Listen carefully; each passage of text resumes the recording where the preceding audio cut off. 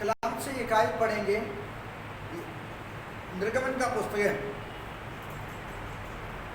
3 अध्याय का 4, 5, 6 आयत पढ़ेंगे। निर्गमन का पुस्तक है। जब यहोवा ने देखा कि मूसा देखने के मुंह में पूरा चला आता है, तब परमेश्वर ने गाड़ी के बीच से उसको पुकारा कि कहा, हे मूसा, हे मूसा। मूसा ने कहा, क्या आ गया? उसने कहा, इधर पास मत आ और अपने पाँव से जूते को उतार दे, जिस स्थान पर तू खड़ा है वह पवित्र है। लिखा गया है मूसा एक दर्शन पाया है। करीब 80 वर्ष का आयु में मूसा ने एक दर्शन पाया। मूसा नबी जो दर्शन पाया है निराशे के बीच में है। 40 वर्ष मूसा फिरौन का महल के अंदर फिरौन का बेटा का पद पर अधिकारी होकर रहा, आनंद में रखा, खजाने के अधिकारी होकर रहा। लेकिन उनको मिस्र देश छोड़ना पड़ा, मिथ्यानी इलाके में जाना पड़ा, चरवाहा बनना पड़ा और मरुस्थल में भेड़ बकरियों को चलाने वाला बन गया। करीब मरुस्थल में 40 वर्ष चरवाहा होकर, भेड़ बकरियों को चलाने वाले होकर मूसा नबी रहा। 80 वर्ष का उम्र एक इंसान के लिए इतना अच्छा नहीं होता है, चलना बड़ा मुश्किल। और उनको पीछे का जीवन को देखकर अफसोस करने का मौका। राज्य परिवार में पालन पोषण हुआ, राज्य परिवार का पढ़ाई पाया, राज्य परिवार का सभ्यता में मूसा बढ़ते गया, अधिकारी था। मिस्र का सारे दौलत का अधिकारी था। मिस्र का सारे पाप का खुशी इन्होंने हासिल किया।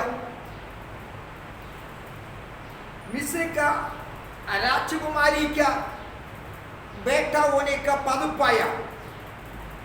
एक दिन वो सब कुछ छोड़ दिया, सब कुछ छोड़ना पड़ा, सारे सुविधा उन्होंने छोड़ दिया। राजमहल से जो बरकत मिलना था वो सारे बरकत हमारा विचारों से बढ़कर है, वो मूसा ने छोड़ दिया। मूसा ने फैसला कर दिया मसीह का दुख उठाएंगे, चुने हुए लोगों के साथ क्लेश उठाएंगे। पाप का थोड़े दिन का भोग का सुख से बढ़कर परमेश्वर के लोगों के साथ दुख उठाना बेहतर है। उन्होंने चुन लिया। ये सारी बातें अरे आप ही सोच रहे हैं मैंने बेवकूफी कर दिया, ऐसा करना नहीं था। पिछले 40 वर्ष हो गया मगल के अंदर नहीं, परदेश में है, मिस्र का राजधानी के अंदर नहीं, और चरवाहा होकर जंगल में भेड़ बकरियों को चला रहा है। उनका मन के अंदर निराशा है, मैंने बेवकूफी किया, ये चुनाव मेरा सही नहीं था, मैंने गलत चुनाव ले लिया, इसलिए इतना बोझ मेरे ऊपर आया। एक इंसान का 40 वर्ष से लेकर 80 वर्ष तक जो जीवन है बहुत परेशानी का जीवन होता है। वो परेशानी के बीच में मूसा नबी अभी जा रहा है। बार बार उनका मन के अंदर ये विचार है, मैंने गलती किया, मेरा चुनाव सही नहीं, मेरा चुनाव सही नहीं। 80 वर्ष जब पूरा हो चुका है, ऐसा है उन्होंने एक दर्शन देखा है। कलाम के अंदर बताया गया, प्रेरितों का पुस्तक 7 अध्याय का 30 आयत में, जब पूरे 40 वर्ष बीत गया तब ऐसा हुआ है, स्वर्ग का एक फरिश्ते ने सीनाई पहाड़ के जंगल में जलते हुए झाड़ियों के बीच में जलाल में एक दर्शन दिखाया। तब 7 अध्याय का 30 आयत में लिखा है, 40 वर्ष पूरा हो चुका है, मरुस्थल में चरवाहा होने के और पद पर भेड़ बकरियों को चलाने का 40वां वर्ष में 80 वर्ष जब पूरा हो गया तब उनका जीवन में निराशा बढ़ गया। तब एक दर्शन उनके सामने आया। वो दर्शन आसमानी दर्शन था। स्वर्ग का एक फरिश्ते ने सीनाई पहाड़ के जंगल में जलता हुआ झाड़ियों के ज्वाला में दर्शन दिखाया। उनका 40 वर्ष का निराशा पिघल गया, खत्म हो गया। दर्शन से हमारा गहरा निराशा, हमारा दुख, हमारा शरीर का कमजोरी, हमारा बुढ़ापा सारे दर्शन से दूर किया जाएगा। मूसा एक नया कदम रखने के लिए परमेश्वर ने आदेश दिया।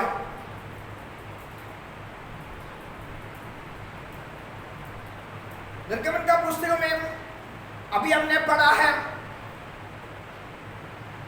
वो दर्शन देखकर पास आया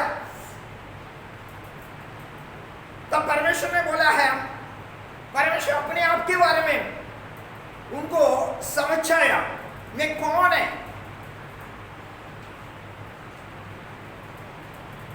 ये तेरा बाप दादों का, तेरा बाप का, अब्राहम का, इसहाक का, याकूब का परमेश्वर यहोवा हूं मैं। उसका 7 आयत में बताया गया है, तेरा दुख, तेरा चिल्ला, तेरा पीड़ा, 3 बातों के बारे में बताया गया। तेरा जनता, तेरा लोग है मिस्र देश में पीड़ा में है, तेरा लोग है मेरा प्रजा है। सेनाओं का यहोवा कहता है, तेरा लोग है मेरा प्रजा है। वो मिस्र देश में है, उनका दुख मैंने देख लिया। परिश्रम कराने वाला लोग है, इस्राएलियों को मारता है, तब इस्राएली लोग चिल्लाता है। वो आवाज मैंने सुना। तीसरा, उनका पीड़ा मैंने चित्त लगाया, उनका पीड़े पर मैंने चित्त लगाया। ये 3 बात बताया मूसा से। 8वां आयत में बताया गया, एक देश है, कई जात वहां रहता है, कनानी, हित्ती, एमोरी, फिलिस्तीन, ईवी, यबूसी, उनका देश में लेकर जाएंगे। वो देश में विशाल है, बड़ा है। वो देश में मधु बहती है, मधु का धारा है। वो देश में दूध बहती है, बड़ा विशाल देश है, बेहतर इलाका है, वहां लेकर जाना है, परमेश्वर ने बोला है। अभी परमेश्वर झाड़ियों में, जलती हुई झाड़ियों में यह जलाली दर्शन दिखाया। इनको लेकर जाने के लिए एक आदमी चाहिए। निर्गमन 3 का 10 आयत में बताया गया, इसलिए तू आजा मूसा, 80 वर्ष का मूसा नबी से कहता है, इसलिए तू आजा मेरे पास। एक आदमी चाहिए, एक आदमी ये लोगों को छुड़ाने के लिए जलाली परमेश्वर के साथ मिले, वो तू होगा, वो तू आना। दर्शन पाया हुआ मूसा, तेरे अलावा ये महान काम दुनिया में कोई कर नहीं सकता। तो परमेश्वर ने बोला है, तूने दर्शन देखा, इसलिए काम करना है, छुड़ाना भी है, तू मेरे साथ मिलना है। परमेश्वर अकेला धरती पर इंसान के लिए कोई काम करता नहीं। परमेश्वर कुछ काम करना हो, एक आदमी परमेश्वर के साथ मिलना है। लिखा गया है, इसलिए मूसा ये बुजुर्ग 80 वर्ष का जो बुजुर्ग, चलना बड़ा मुश्किल है, भेड़ बकरियों के साथ इतने साल हो गया, ये जंगल में चलता है, कोई आराम नहीं मिलता है। तू मेरे साथ मिले, ये लोगों को एक उत्तम देश में ये लेकर जा सकता है, इनको छुड़ा सकता है। तब मूसा नबी ने परमेश्वर के साथ और मिल गया है। इसी बातों के लिए मूसा मिस्र छोड़ना पड़ा। मूसा के अंदर ये लोगों का दुख और ये लोगों का परेशानी, ये लोगों का गुलामी मूसा को अच्छा नहीं लगा। मूसा चाहा इस्राएलियों को कनान में परमेश्वर के साथ साथ चलाना है। मूसा का मन का इच्छा भी यही था, लेकिन मूसा को इतना मालूम नहीं था कनान में जाना है, लेकिन मिस्र में मेरा जनता आराम से रहे। मिस्र में ये परदेशी लोग हैं, आराम से रहे। मूसा के बारे में अब्राहम का दिन में काफी साल के पहले, करीब 500 वर्ष के पहले, अब्राहम का दिनों में अब्राहम ने परमेश्वर को इतने प्यार किया, परमेश्वर के रास्ते में चलते हुए परमेश्वर के सामने अब्राहम ने कई बात प्रश्न के तौर पर रखा। 15 अध्याय में लिखा है उत्पत्ति। लेकिन अब्राहम का परमेश्वर एक कुर्बानी के द्वारा एक वायदा उनके लिए दिया है। तब वायदा देने के पहले परमेश्वर ने अपना मन का मनसा अब्राहम को समझाया। अब्राहम तेरा संतान परदेश में 400 वर्ष गुलामी में रहना पड़ेगा। 4वां पीढ़ी उनको छुटकारा देना पड़ेगा। 15 अध्याय का 13 से लेकर 16 तक लिखा गया है। परमेश्वर का प्लान, परमेश्वर का मनसा, परमेश्वर का योजना। इस्राएल जनता पैदा होने के पहले इस्राएलियों का मूल पुरुष अब्राहम से परमेश्वर ने कुर्बानी के द्वारा ये घोषणा किया, तेरा संतान 400 वर्ष परदेश में गुलामी में रहना पड़ेगा, पीड़ा उठाना पड़ेगा।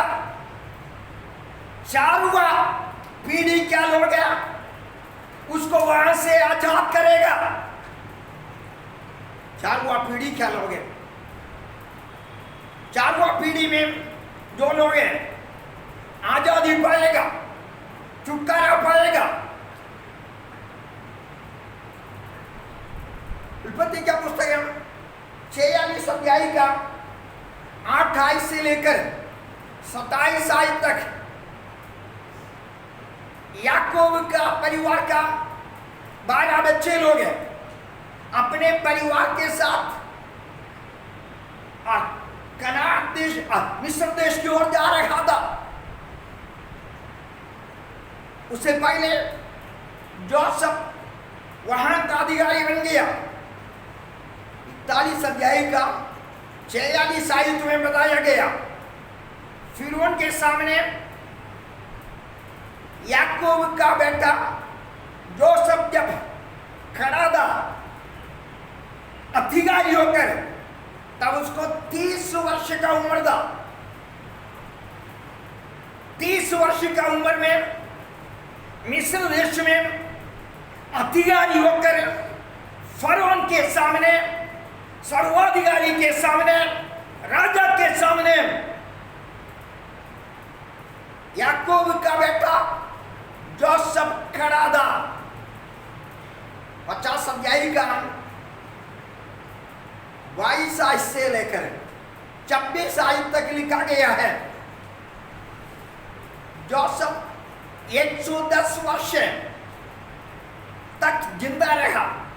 इसका मतलब है 80 वर्ष जोसेफ मिस्र देश में।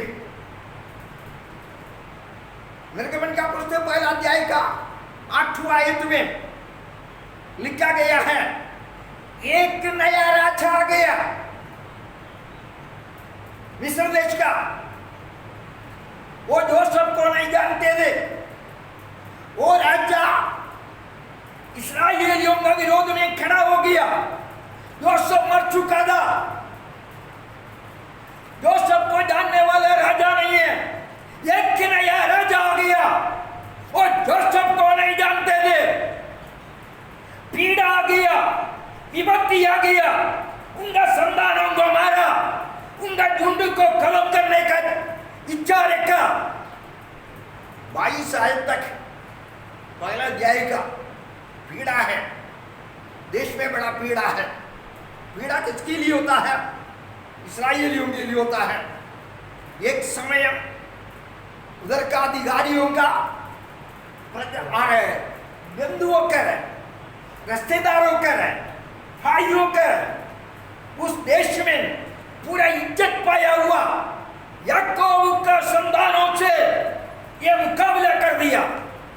46 अध्याय का 3 आयत में बताया गया, याकूब ने पूछा है, परमेश्वर मुझको मिस्र देश में जा सकता है? परमेश्वर ने बोला जाओ, कोई डर नहीं, डरने का कोई जरूरत नहीं, मत डरो, मिस्र में जा। तब 46 अध्याय का 28 से लेकर 27 तक जो उनका परिवार का गिनती दिया, नाम दिया, वो सबको लेकर मिस्र देश में चला गया। परमेश्वर ने एक बात बताया, मिस्र देश में तुम्हारा गिनती को बढ़ा देंगे। 6 अध्याय का 3 आयत में, मिस्र देश में तेरा गिनती को बढ़ाएंगे। इधर बताया गया है, जोसेफ को ना जानने वाला एक राजा इस और इनको पीड़ा दिया, इनको गुलाम बना दिया, इनको मारना शुरू किया, उनको भोजन वस्तु नहीं दिया, उनका बच्चों को नील नदी में फेंकने का अधिकार दिया। परमेश्वर बोला है इधर गिनती बढ़ेगा, ये बर्बादी के बीच में तेरा संतानों का गिनती बढ़ेगा, ये बर्बादी के बीच में याकूब तेरा संतान बढ़ेगा। बर्बादी के बीच में संतान को बढ़ोतरी देने वाला परमेश्वर। बच्चे नील सागर में, नील नदी में मरते जा रहे, ये लोगों को भोजन नहीं मिलता, ये लोगों को रुपया नहीं मिलता, ये लोगों को समाज में पीड़ा है। परिश्रम कराने वाला इनको मारता है। स्वर्ग का परमेश्वर बोला इधर तुम्हारा जीत होगा, इधर तुम्हारा पराजय नहीं होगा। ये पीड़ा के बीच में तेरा जीत, तेरा जीत, तेरा जीत। इतना बड़ा पीड़े के बीच में, इतना बड़ा वेदने के बीच में ये मुसाफिर लोगों को परमेश्वर गिनती में बढ़ा दिया। परमेश्वर वायदा पूरा करने वाला है, परमेश्वर वायदा पूरा करने वाला परमेश्वर है। याकूब उससे बोला, याकूब मिस्र देश में जा, डरना नहीं, वो तेरा लोगों का गिनती को मैं बढ़ा दूंगा, वहां बढ़ा दूंगा। आपका क्लेश, आपका परेशानी, इसके बीच में आपका बरकत होगा, आपका छुटकारा होगा। आप सोच रहे ये क्लेश में बर्बाद होगा, क्लेश में बर्बादी नहीं होगा। अगर परमेश्वर ने वायदा कर दिया, क्लेश में बर्बादी नहीं होता। हो अंधकार का तराई में और तरफ को जाना पड़ेगा। हानि से, हानि से, हानि से डरने का जरूरत नहीं होता। घोर अंधकार होगा, आपको कुछ दिखाई नहीं देता। ये दुख का गहराई कितना है आपको समझना बड़ा मुश्किल होगा, लेकिन हानि होने नहीं दूंगा, हानि होने नहीं दूंगा। स्वर्ग का परमेश्वर ने एक वायदा किया, वो वायदा पूरा करेगा। कोई भी राजा हो, कितने खडोर दिल वाला हो, वायदा पूरा करने वाला है परमेश्वर। ये लोगों के मन में पीड़े के बीच में भी, ये लोग परदेश में रहते समय में भी, उनके मन के अंदर एक उम्मीद का कलाम होता था। परमेश्वर बाप दादों का देश में लौटा देगा, परमेश्वर तुमको ये मिस्र देश से बाप दादों का देश में लौटा देगा। याकूब मौत पर है, मौत का बिस्तर में है। उत्पत्ति 48 का 21 आयत में जोसेफ याकूब मर रहा है। जोसेफ को बुलाया, बेटा बेटा मिस्र देश हमारा नहीं, हम हमारे बाप दादों का देश में जाना पड़ेगा, हमारा बाप दादों का देश में जाना पड़ेगा। उत्पत्ति 50 अध्याय का 25 आयत में याकूब का बेटा जोसेफ एक 110 वर्ष का आयु में मौत के बिस्तर में है, अपने भाई लोगों को बुलाया, अपने भाई लोगों का बच्चों को बुलाया, उनसे बोला है परमेश्वर हमारा स्मरण करेगा, परमेश्वर हमारा देश में लौटा देगा, परमेश्वर हमको अनुग्रह वर्षा देगा, सुधि करेगा, परमेश्वर याद करेगा, परमेश्वर हमको लेकर जाएगा। तब वही काम करना है। मेरा ये डेड बॉडी दफन नहीं करना, मेरा ये डेड बॉडी दफन नहीं करना। एक संदूक के अंदर ये डेड बॉडी रखो, जब जाएगा उनको मालूम है 400 वर्ष के बाद है हम इधर से जाएंगे। हमको पता है 400 वर्ष के बाद हम अपने बाप दादों का इलाके में जाएंगे। 400 वर्ष के बाद 4वां पीढ़ी का लोग लेकर जाएंगे।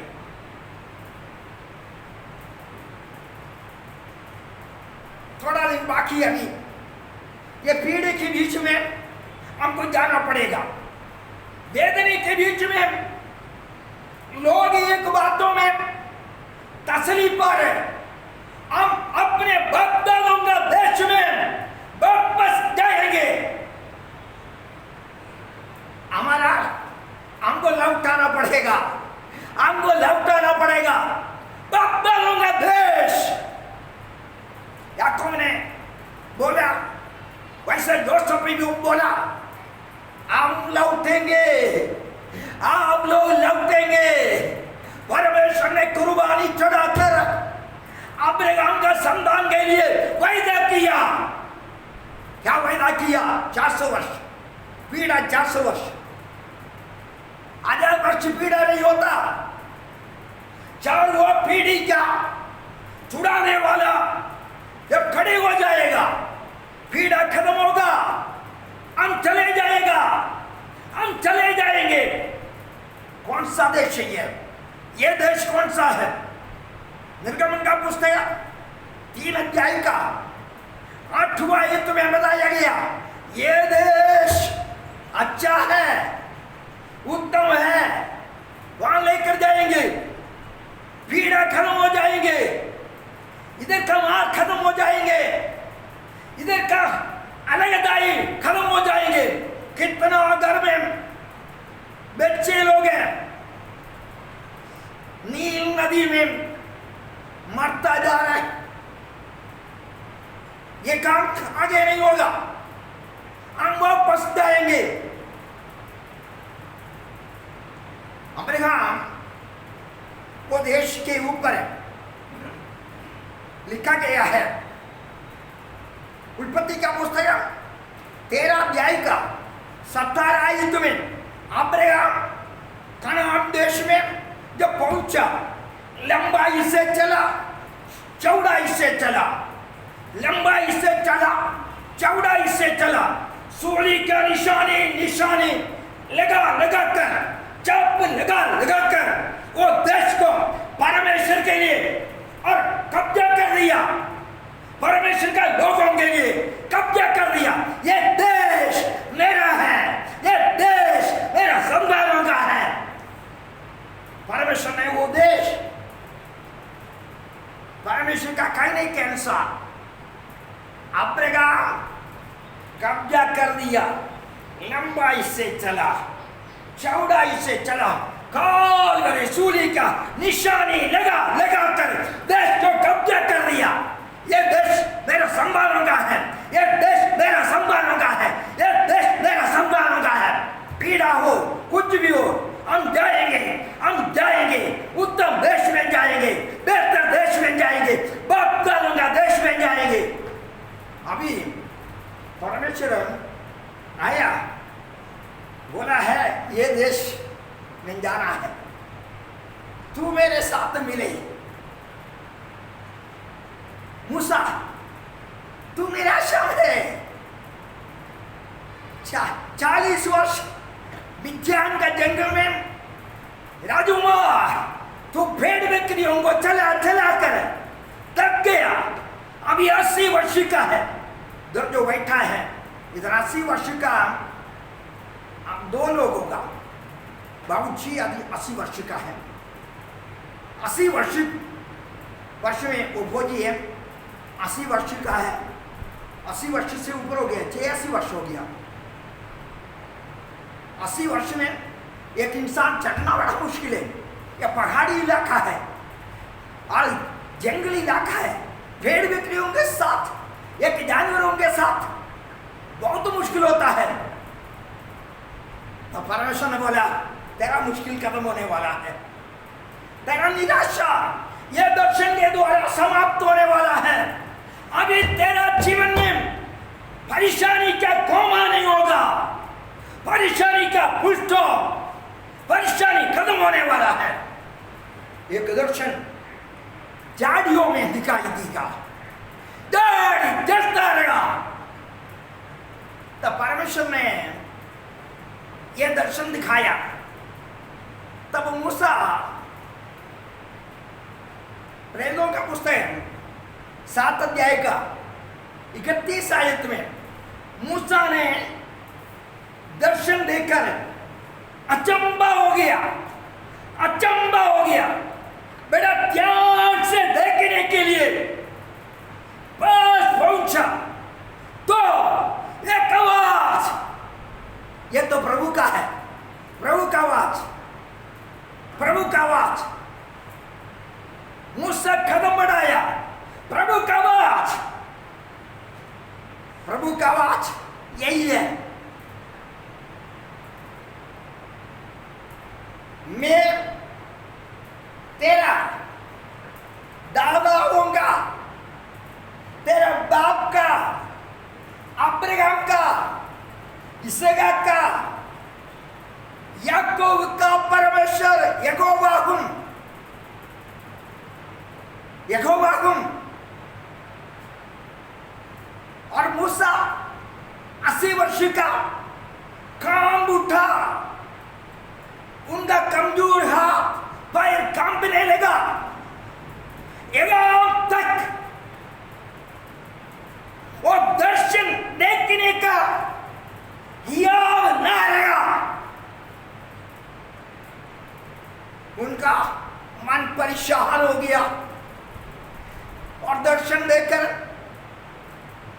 और इतने परेशान हो गया, इतना डर गया, इतने कांपने लगा। तब परमेश्वर ने बोला मूसा ये काम करो, तू अपने पांव से जूता उतार ले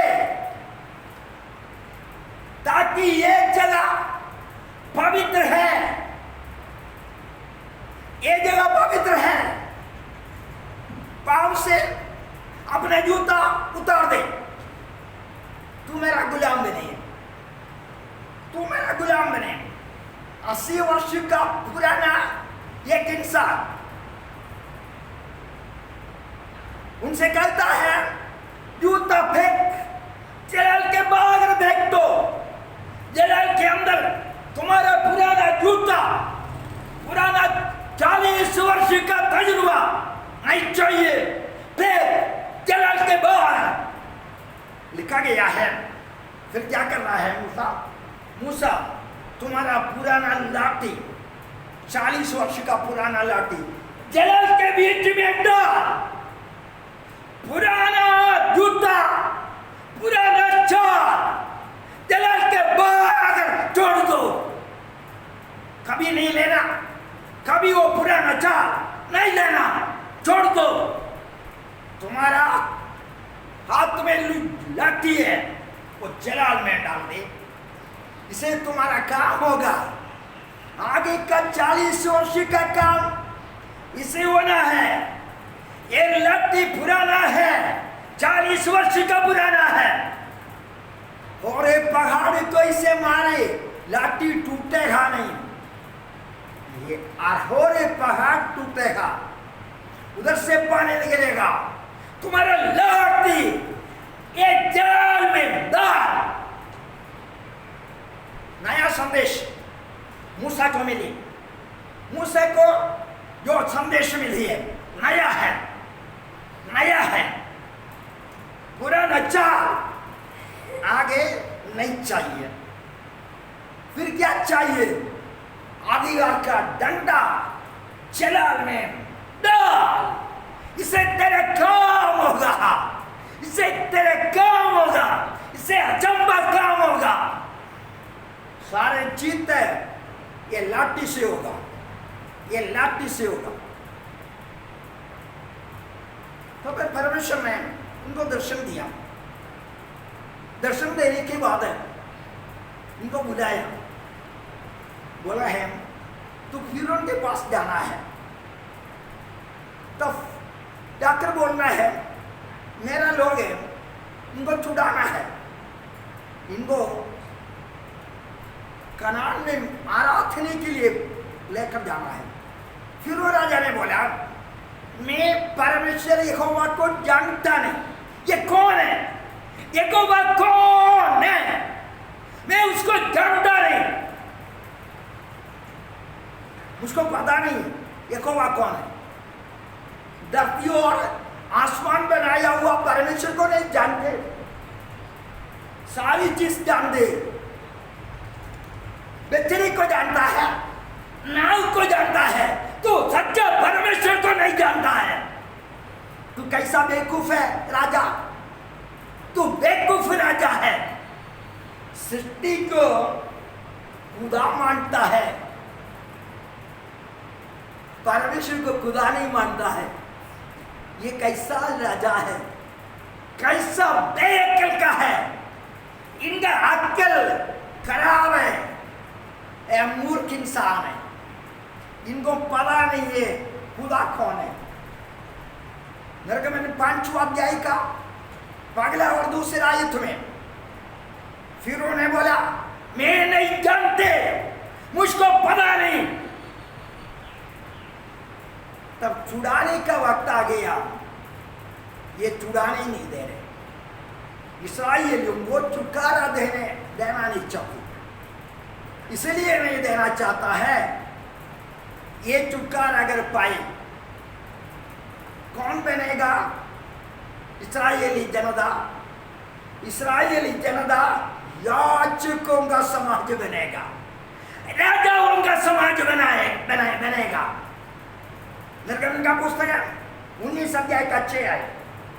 ये गुलामी लोग याजक बनना है, ये गुलामी लोग राजा बनना है, उसके लिए परमेश्वर ने ठहराया है। फिर वो बोलता है ये गुलामी लोगों को राजा होने नहीं दूंगा, याजक होने नहीं दूंगा, इसको पवित्र झुंड प्रजा बनने नहीं दूंगा। फिर वो क्या करना है? इसका छुटकारा होने नहीं दूंगा। परमेश्वर बोलता है इनको योजना, ये राजा हुआ है। कौन? गोशन देश में जो मार खाया, गोशन देश में जिसका बच्चा लड़के लोग मारा गया, वो परिवार का लोग राजा बनना है, याजक बनना है। फिर वो बोलता ऐसा होने नहीं दूंगा, ऐसा होने नहीं दूंगा। हाँ, ऐसा है। परमेश्वर का योजना पूरा होने नहीं देगा। ये गुलाम लोग हैं, याजक बने, किसका नुकसान है? कोई नुकसान नहीं होता है। ये राजा बने, किसका नुकसान है? किसी के नुकसान नहीं होता है, परमेश्वर का महिमा होगा। तब वो बोला है इनको छुटकारा नहीं दूंगा, छुटकारा नहीं दूंगा। ये गुलामों के रहने दो, ये मेरा देश में रहने दो, वेदना में रहने दो। स्वर्ग का परमेश्वर एक फैसला कर दिया, फैसला है। स्वर्ग का परमेश्वर का फैसला है। स्वर्ग का परमेश्वर जो फैसला करता है, राजा तू फिरो, दुनिया का कोई राजा हो, शैतान हो, इब्लीस हो, नारी का सारे शक्ति हो, अतोलों का सारे भट्ट को जय नहीं पाएगा। परमेश्वर का फैसले के ऊपर जय पाने वाला कोई शक्ति दुनिया में है नहीं, कोई है नहीं, कोई है नहीं। फिर वो बोलता है ये गुलाम है मेरा देश का, ये राजा नहीं होना है, ये याजक नहीं होना है, ये पवित्र प्रजा नहीं बनना है।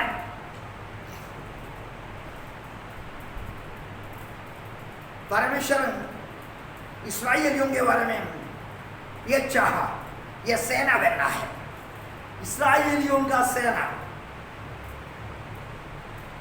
यहोवा का सेना है, इस्राएली समाज सेना है, सेना है।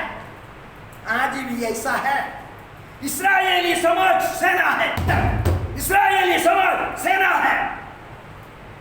परमेश्वर का योजना इस्राएली लोग है, कौन बनना है? यहोवा का सेना। दुनिया में कई सेना होता है, यहोवा का सेना फर्क है। यहोवा का सेना का शक्ति, एक सेना, एक सेनानी 20 लोगों को हरा सकता है, 100 लोगों को हरा सकता है, 1000 लोगों को हरा सकता है, 5000 लोगों को हरा सकता है। मूसा ने बोला एक सेना, एक सेना, एक सेनानी 20 लोगों को, 100 लोगों को, 1000 लोगों को, 5000 लोगों को हरा सकता है। उनका अभिषेक ऐसा है। आपको मालूम है न्यायों का पुस्तक 8वां अध्याय का 10 आयत में 1,20,20,000 लोग हैं, मिद्यान का सेना है। परमेश्वर ने बोला इसे जीतने के लिए 300 लोग चाहिए। 1,20,000 लोगों को जीतना हो, कितना लोग चाहिए? 30 लोग हैं। 300 लोग चाहिए, 300 लोग हैं और जीत पाया। 15,000 लोगों को भगा दिया, डर गया, कांबा और बागर नहीं आया, पता नहीं कहां चला गया। पूरा सेना 1,35,000, उसमें 1,20,000 को मार दिया। कितने लोग हैं? 300 लोग। हाँ, इस्राएली यहोवा का सेना है। आज भी इस्राएली लोगों से, उनका आर्मी शक्ति से मुकाबले कर नहीं सकता।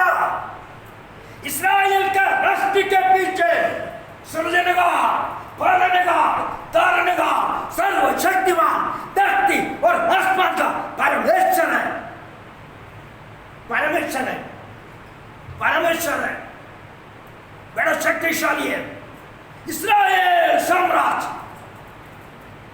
एक सेनानी 5,000 को बर्बाद करना, खत्म करना छोटी बात नहीं होता है, बड़ी बात होता है, बड़ी बात होता है। यह स्वर्ग का परमेश्वर का अभिषेक से होता है, स्वर्ग का परमेश्वर का अभिषेक से होता है।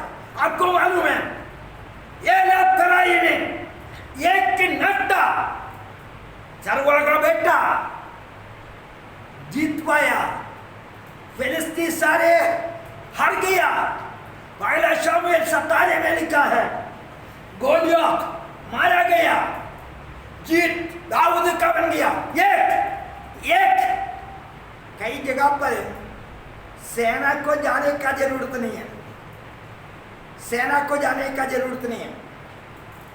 दूसरा इतिहास 20वां अध्याय में मिद्यानी, मोआबी, शेर, एदोम का 3 देश का लोग हैं, उनका सेना के साथ आया।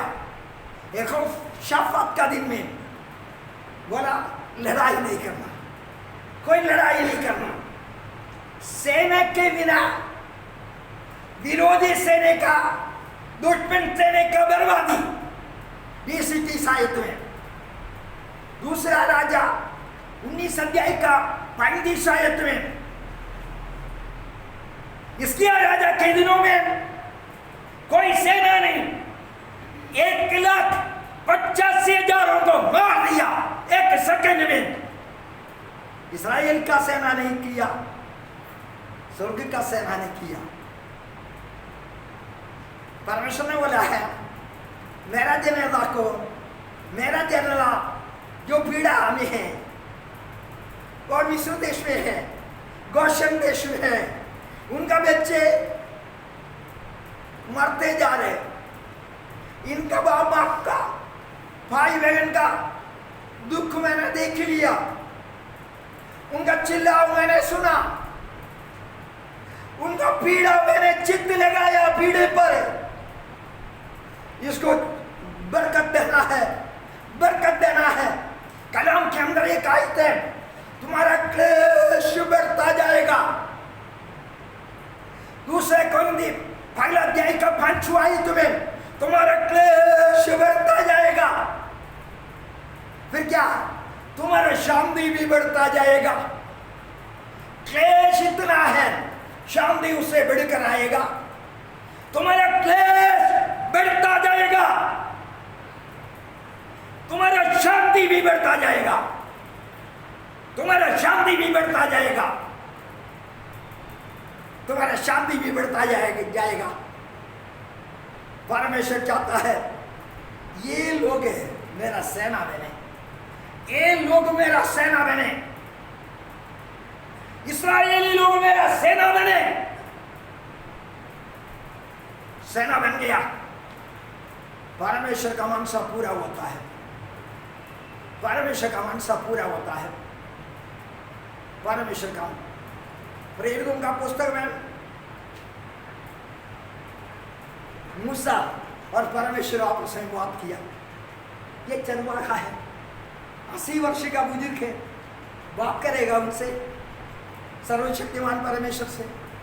जलाल के अंदर बात होता है, जलाल के बाहर बात नहीं होगा। मूसा और परमेश्वर जलाल के बीच में क्या बात किया? अनेक बात किया,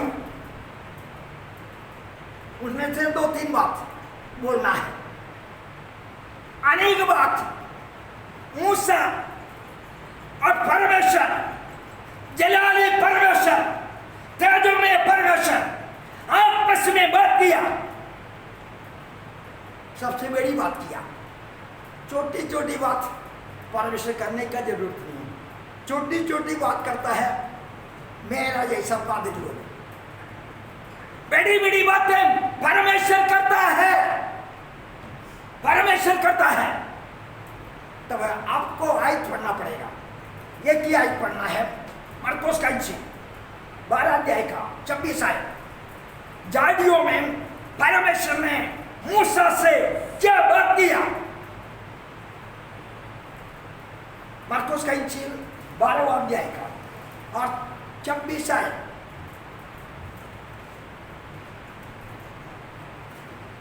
मरे हुओं के जी उठने के विषय में क्या तुमने मूसा की पुस्तक में जारी की कथा में नहीं पढ़ा कि परमेश्वर ने उसे मरे हुओं का जीवने के विषय में मूसे के पुस्तक के अंदर जाड़ियों का कहानी में जो लिखा है पढ़ा नहीं तू? मुर्दा जी उठेगा, मुर्दा जी उठेगा, मुर्दा जी उठेगा। झाड़ियों का जलता हुआ झाड़ियों के बीच में जलाली परमेश्वर मूसा आपस में बात किया। मूसे का पुस्तक में झाड़ियों का कहानी के अंदर लिखा गया है मुर्दा जी उठेगा। अभी इधर ये सारी बात अब बोलने का समय नहीं होता है। आपको इसके बारे में समझ कम होता है, इसलिए ये इधर ही खत्म कर रहे हैं। इतने अब्दार है झाड़ियों का जलाश के बीच में खुदा अपने दास मूसा नबी से ये बात किया। क्या बात किया?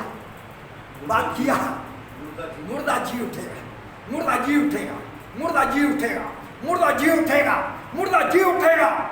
और सेनाओं का यहोवा का सेने के अंदर का मुर्दा जी उठेगा, मुर्दा जी उठेगा। ये तालीम दुनिया में नहीं मिलता। ये तालीम परमेश्वर का पाक कलाम के अंदर मिलता है, परमेश्वर का सेने के लिए होता है। मुर्दा जी उठेगा, मुर्दा जी उठेगा। सबसे बड़ा आनंद की बात, खुशहाली की बात, मुर्दा जी उठेगा। नहीं होगा? होगा, होगा। मुर्दा जी उठेगा। फिर निर्गमन का पुस्तक है। यह बात अभी मैं इधर खत्म कर रहे हैं, क्योंकि अभी इधर बोलने का समय नहीं है। एक बात, निर्गमन का पुस्तक है, दूसरा अध्याय का 14 आयत में मूसा के बारे में इस्राएली लोगों ने बोला है, किसने तुमको यह अधिकार दिया? छुड़ाने का अधिकार किसने दिया? तब मूसा फिरौन का मगल के अंदर था। मूसा फिरौन का बेटी का राजकुमार। उस दिन यहूदी लोग कहता है, मूसा ये अधिकार तुमको किसने दिया? हम नहीं मानते, तुम्हारे सामने से निकल जा, तुम इसलिए को मारता है। राजमहल में ये बात बोलेंगे, तुम्हारा जीवन का हानि होगा। डर गया मूसा, भागने लगा, मिथ्यान में गया। मूसा का ये छुटकारे का काम को ये लोग तुच्छ माना नहीं। प्रेरितों का पुस्तक है 7वां अध्याय का 34 आयत लिखा गया है, जिस मूसे को इस्राएलियों ने एक कर उसको निरादर कर दिया, उसको अरे माना नहीं, तब ये वो लोग पूछा है, क्या मूसा हमारे ऊपर है ये अधिकार चलाने के लिए? किसने तुमको हमारे ऊपर हाकिम ठहराया, न्यायी ठहराया? तुमको किसने अधिकार दिया? अधिकार कोई नहीं दिया, मेरे ऊपर कोई अधिकार नहीं दिया। तिरस्कार किया, निंदा किया, उनका मन का इच्छा पूरा होने नहीं दिया। अगला है 35 आयत। अब 35 आयत पढ़िए, प्रेरितों का पुस्तक है 35 आयत 7 का 35।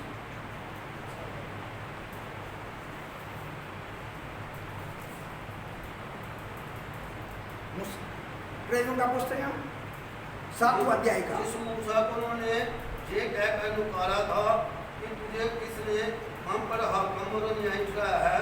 उसी को परमेश्वर ने हाकिम और सुनाने वाला ठहराकर स्वर्गदूत के द्वारा जिसने से जानी में लिखा गया है। परमेश्वर ने उसका उत्तर दिया, उसी को परमेश्वर ने झाड़ियों के बीच में हाकिम और छुड़ाने वाला ठहराया। जो स्वर्गदूत आया है झाड़ी के बीच में, उनके द्वारा उसने मूसा को भेजा। तब उत्तर इधर दे दिया, मूसा को उत्तर मिली 40 वर्ष के बाद। 40 वर्ष के बाद उत्तर मिली। आपको बेइज्जती किया होगा, आपका निंदा किया होगा, आपका निरस्कार कर दिया होगा, लेकिन उत्तर मिलेगा, उत्तर मिलेगा। स्वर्ग का परमेश्वर उत्तर देगा। उत्तर है ये, सेनाओं का यहोवा जलाली परमेश्वर मूसा को हाकिम बनाया, छुड़ाने वाला बना दिया, अभिषेक दिया। हमने 7 अध्याय का 30 आयत में पढ़ा था, ये पढ़ा था जब पूरा 40 वर्ष बीत गया तो स्वर्ग का एक दूत ने सिनाई के पहाड़ का जंगल में जलता हुआ झाड़ियों के बीच में दर्शन दिखाया। ये दर्शन के अंदर चला गया मूसा। कैसा? जूता उतार कर, ऊपर आंख, नीचे आंख, ऊपर शकैना, नीचे शकैना, ऊपर जला, नीचे जला, इसके नीचे बीच में हो गया। आग का मसा मूसा ने पाया, आग का मसा मूसा ने पाया। सीनाई का जंगल में, होरेब का जंगल में, सीनाई है होरेब, सीनाई का जंगल में, होरेब का जंगल में जो दर्शन लेगा बेहतर है। मूसा तो आज से लेकर बुढ़ा नहीं, बुजुर्ग नहीं, तू चरवाहा नहीं, तू उदासी नहीं, तेरा निराशा बदल गया, तेरा उम्मीद बढ़ता गया परमेश्वर का जलाल के द्वारा। परमेश्वर का जलाल, परमेश्वर का जलाल मूसे को योद्धा बना दिया, योद्धा बना दिया। 40 वर्ष जंगल में चलाया, अनेक रहस्य झाड़ियों का कवारी के अंदर मूसा और परमेश्वर आपस में बात किया। मूसा एक साधारण इंसान नहीं, यहूदियों का माना हुआ ठुकारा देने वाला बन गया। आज सवेरे हम कालवरी के पास आया। कालवरी का दर्शन इससे बेहतर होता है, सीनाई का दर्शन से बेहतर है कालवरी का वर्तन और दर्शन। करमेल का दर्शन से बेहतर है कालवरी का दर्शन। दोनों हाथों में कील लगाया, सिर पर कानों का ताज देखा, पीठ पर मारा, छाती पर मारा, पैरों में कील लगाया। वो हमसे बात करेगा, कालवरी के पास जब जाएगा आपसे बात करेगा, आपका निराशा खत्म होगा, आपका वेदना खत्म होगा, आपका दुख खत्म होगा। कालवरी के पास आज सवेरे माना है, कालवरी के पास हम एक नहीं, अभी कई लोग इधर ही हैं। कालवरी के पास आना, कालवरी जैसा बेहतर है और मन का वेदना समझने वाला और कोई जगह दुनिया में है नहीं। कालवरी के पास, सीनाई पहाड़ के पास, होरेब पहाड़ के पास परमेश्वर मूसा का आंसू बंद कर दिया। मूसा रोना नहीं अभी। मूसा तू चरवाहा होकर नहीं मरेगा, तू राजा होकर मरेगा, तू मरेगा पगली बार। और जलता हुआ झाड़ियों में जो संदेश हुआ, वो संदेश के आधार पर तुमको मैं जिंदा करूंगा। मूसा को जिंदा कर दिया। यूदा ना हुआ है तुम्हें, मूसा को जिंदा कर दिया। कितना महान परमेश्वर है, धोखा नहीं देता ये मेरा खुदा। हमारा खुदा धोखा नहीं देता, हमारे खुदा आपका वेदना समझते हैं, आपका दुख समझते हैं। आपका खुदा खुदा है, आपका खुदा सुनने वाला है, बहरा नहीं, गूंगा नहीं, और काम करने वाला परमेश्वर है हमारा परमेश्वर।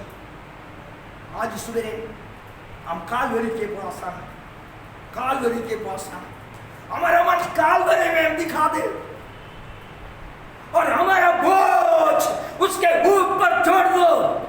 आपका जरूरत पूरा संभालेगा, आपका सारे परेशानी में आपके साथ रहेगा। यीशु आने वाला है, यीशु के लिए तैयार हो जा।